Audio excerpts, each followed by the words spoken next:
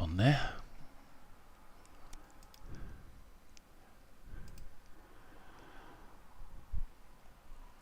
Good morning, welcome to Morning Outlook. This is Kim speaking on Wednesday the 18th of May. So let's have a look at the risk events coming up today. Let's just flick on here, look at, whoops, I just killed the calendar, which was never a great start. Let me just open the calendar.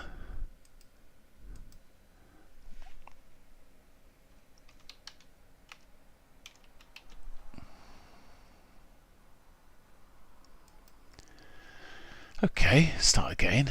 So the Forex factory. Okay, so looking at where we are today, then. So we've had the Aussie wage price index that's already been released. Came in slightly lower than expected, which might just see the heat taken a little way away from increases in the interest rates there, but I don't think it will do too much.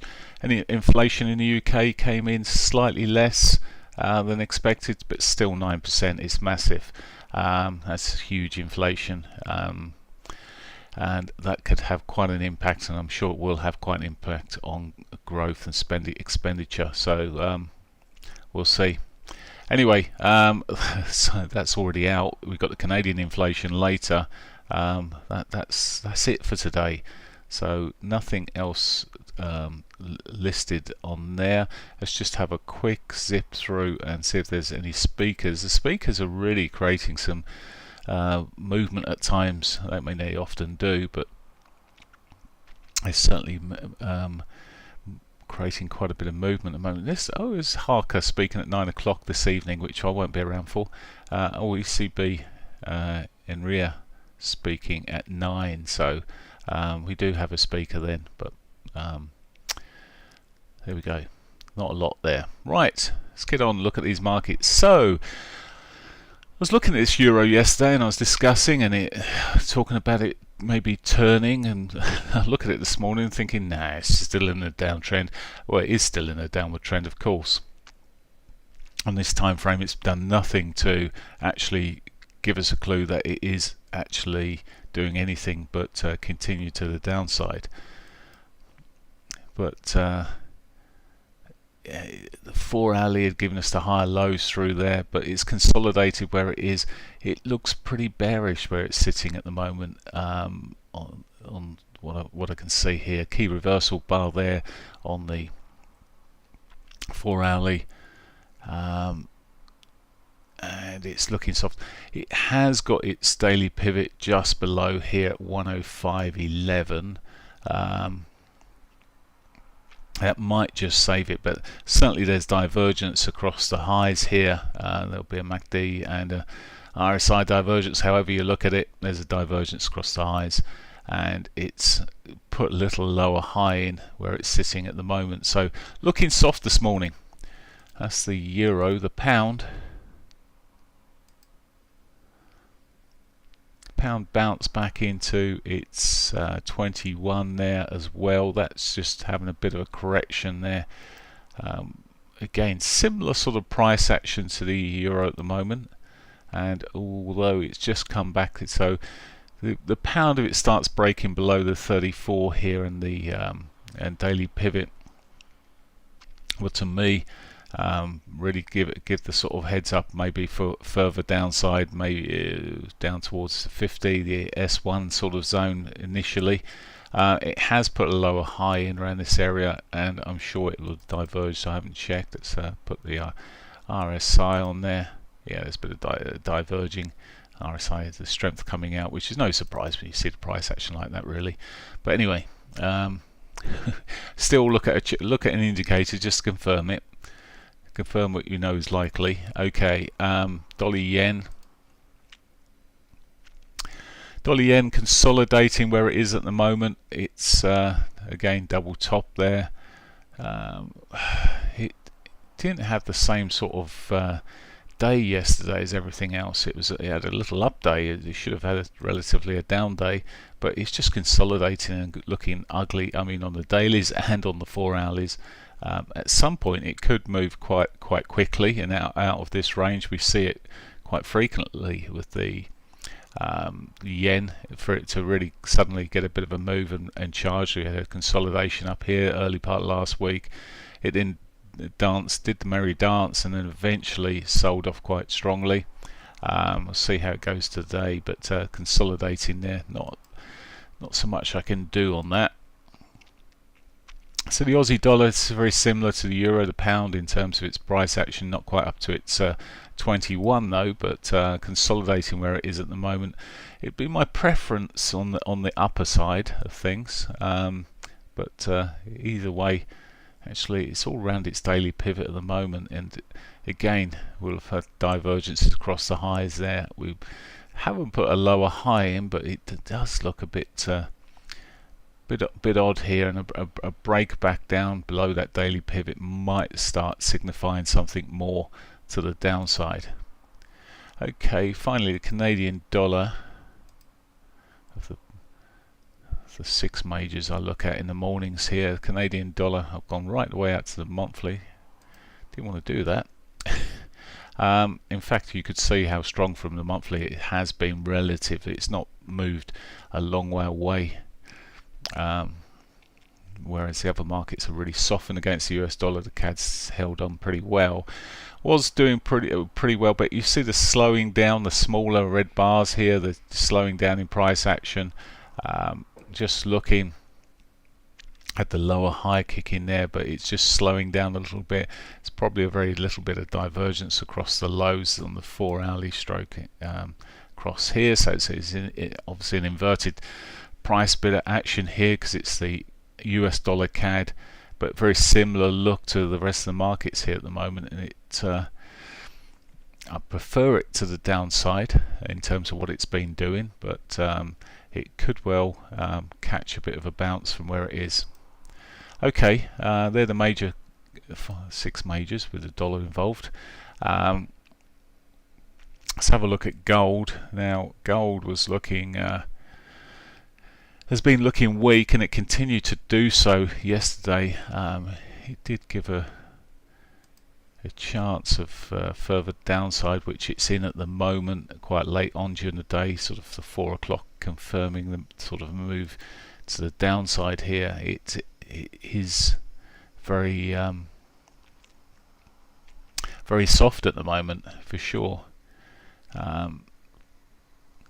Very soft at the moment. So there we go. That's gold looking soft, and we might just get some continuation in that. Nothing else to add to that. Looking then at oil. Oil's got a bit of a shove up again on the dailies. Yesterday it wasn't really moving too much. Ended up with a bit of a doji. I was sort of looking at sort of 2 o'clock in the afternoon, and it wasn't really going to do anything. It just did the merry dance. It started where was it? Just pick up the 2 o'clock yesterday. Now I've got a 60-minute chart here. I'm just checking 3. There we go. 2 o'clock. Yeah, it just didn't do anything, but it was quite flat around that time. So I'm still looking for the opportunities where it's retraced leading into 2 o'clock, and then just get the breakout and the push. We seem to get a bit of a surge when it happens, but well, just have to be patient again today. At least it's setting up a nice trend line there across the high. So if that holds fire until around about as I say, this afternoon, I could be looking for the break of that to the upside, back to the highs. Simple as that. It occurs so frequently. Okay, that's pretty much it there. Let's switch software and look at, let's firstly go to crypto. It's going to be the same old story right the way across, just about. So I got to remain bearish. Yesterday we did get those little rallies, but it's still selling in the bigger scheme of things. It's off again this morning. It's just consolidating around these lows at the moment, which to me would suggest that we'll even see another leg down potentially. Whenever, I mean, it's just the law of the markets, it seems. When you get the consolidation around the lows, they tend to continue to the low direction. It's just a case of patience and waiting for them to break again.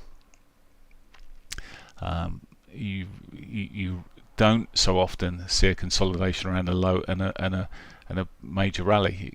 Sometimes it will happen a little bit, but I'm just looking through all of these, and they're all doing exactly the same old. It's the same old pattern. You might as well be looking at the same chart near enough now. There was the times. There used to be the times when they were a little bit individual, but not any longer. It's all moving very, very similarly. Same old pattern. More likely to downside than upside. Talking of the downside, CSI once again 300. Still, it's consolidating around its lows. I'm just waiting for it to break down here. It's almost it's a weird market, a cash market. I certainly can't put the sell stops in; it'll just gap past it. But there's scope to be looking to short the CSI 300. The Nikkei is sort of doing the same old thing. It's actually had a positive session through our Asian session there. It's been quite positive. But I'm still sitting there. Yes, it actually has broken. There's a trend line running from the highs there. It's broken that, but still expecting it to roll over like a lot of the other equity markets. Nifty 50 already it started off, pushed up, and is currently slightly underwater there at the moment. And I think, yeah, so as pretty much as expected. We're seeing the S&P's doing a similar thing here. Had a positive day yesterday. Ignore this trend line now. I think that can go. It's been that. It's had its use. It's acting as a regression line actually. But anyway, take it off.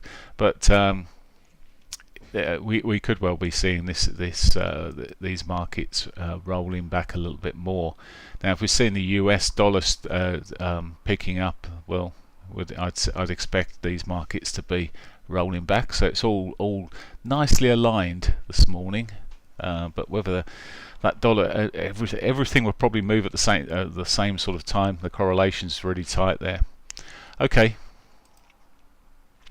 CAC, no surprises there, off this morning, as is the DAX, both off. DAX yesterday did actually break out of this trend line, and I did mention sort of it was a descending trend from an upward movement there, which you'd normally expect a one-to-one. Now it could happen. It's just on the other side of the trend line as it sits at the moment, but I'm not holding my breath for that one. But it could. I mean, the trading in these sort of things are okay. The only thing is the overall picture. If I was to extend those trend lines, would probably encompass quite a lot of this movement here, and it's just a bigger trend that seems to be kicking in. So I'll just wait for a better sign to the downside. FTSE yesterday had a good old day as well, but this morning I expect that to there we are, just as I'm speaking, it's just ticked on, and it's just proving me wrong at the moment, but I expect that to come back off a little bit, maybe. We'll see. But the other markets down there, 60 points on the DAX. I'd expect this to roll at some point this morning back to join the others. However, it is the darling, so who knows? It might push up again. Right, that's pretty much it there. I mean, if you're looking at anything else, wheat, etc., oil futures here, Western Texas, we've done that. Where's the wheat? There it is. I knew it was there somewhere. Coming off a little bit after a couple of decent days. I mean, it's been pushing up.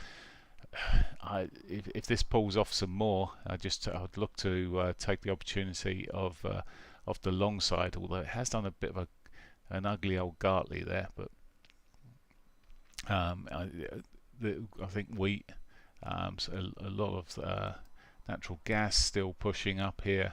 I've got opportunities. Soybeans, sugar's pushed up again here. All foodstuffs. I think have got far much more upside. Anyway, enough of that. I'll leave you to it on that note. Where's the soybeans gone? He says, remembering the ticker for it. There we go. So there's soybeans have been pushing up again, but I expect all foodstuffs to push up as we run through the summer. And anyway, there we go. I wish you a great day, and I'll catch you tomorrow morning. Bye for now.